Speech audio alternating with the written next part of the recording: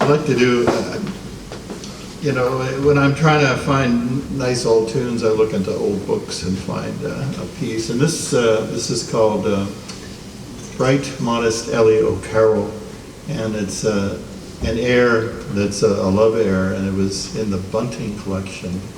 This guy, Edward Bunting, was an organist in the north of Ireland, and he was hired to collect music from the old harpers.